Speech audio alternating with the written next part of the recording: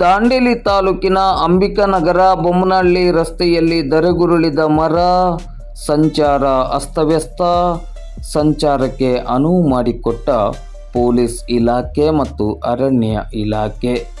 ನಿರಂತರವಾಗಿ ಸುರಿಯುತ್ತಿರುವ ಗಾಳಿ ಮಳೆಯಿಂದಾಗಿ ಮರವೊಂದು ಧರೆಗುರುಳಿ ಸಂಚಾರ ಅಸ್ತವ್ಯಸ್ತಗೊಂಡ ಘಟನೆ ದಾಂಡೇಲಿ ತಾಲೂಕಿನ ಅಂಬಿಕಾನಗರ ಬೊಮ್ಮನಹಳ್ಳಿ ರಸ್ತೆಯಲ್ಲಿ ಬುಧವಾರ ಸಂಜೆ 6:30 ಗಂಟೆ ಸುಮಾರಿಗೆ ನಡೆದಿದೆ. ನಡು ರಸ್ತೆಗೆ ಮರ ಉರುಳಿದ ಪರಿಣಾಮವಾಗಿ ಸಂಚಾರ ಅಸ್ತವ್ಯಸ್ತಗೊಂಡಿತು.